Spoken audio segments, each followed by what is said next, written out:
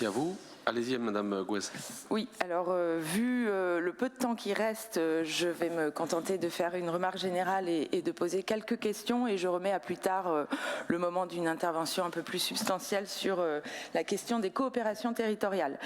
Alors moi, je vais me contenter de souligner là, Madame la Vice-Présidente, votre volonté d'accompagner les territoires bretons dans leur diversité. Vous osez parler des métropoles, ce qui n'est pas si courant dans la période, puisque on voit bien, et on en a attendu une illustration tout à l'heure, qu'on assiste à la montée en puissance d'un agenda que l'on peut qualifier de ruraliste, souvent sans beaucoup de nuances. Vous parlez aussi des QPV, et je crois que vraiment cette capacité à parler de la diversité des réalités territoriales bretonnes, des réalités sociales bretonnes, sans opposer les uns aux autres, sans verser dans un discours des fractures territoriales, de l'opposition entre les villes et les campagnes, eh bien c'est très important dans le moment que nous vivons, et la Bretagne a tous les atouts effectivement pour tisser un nouveau récit des coopérations et des solidarités entre les territoires. Mes questions.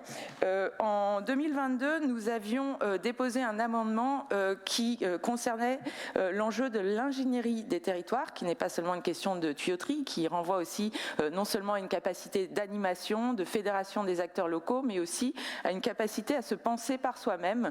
Nous avions souligné que le renforcement des moyens des directions territorialisées de la région dans les territoires ne pouvait pas se substituer à l'ingénierie propre des territoires. Alors cet amendement, il a été repris en 2023 et puis il a disparu. Donc nous voudrions connaître l'état de votre pensée sur cette question de l'ingénierie territoriale, et nous soulignons quand même que ce que vous mettez en place en matière d'observation de données est très intéressant et bien évidemment très important, puisque pour construire des politiques publiques, il faut avoir une vision claire des réalités territoriales. Deuxièmement, très court. Deuxièmement, que deviennent les pays dans la pensée que développe la région de la cohésion territoriale? Nous ne le disons pas par fétichisme, mais parce que penser par soi-même, repartir des réalités bretonnes, c'est aussi repartir de la singularité et de la force de ce maillage des petites villes. Et troisièmement, qu'est devenue l'expertise citoyenne? J'ai repris le bordereau budgétaire de 2017 et là, franchement, je vous invite à relire ce qui était dit en la matière. Il y a une grande différence. Et puis, vous parlez des conseils de développement qui doivent être effectivement rénovés, mais on ne voit pas bien la chair de cette politique.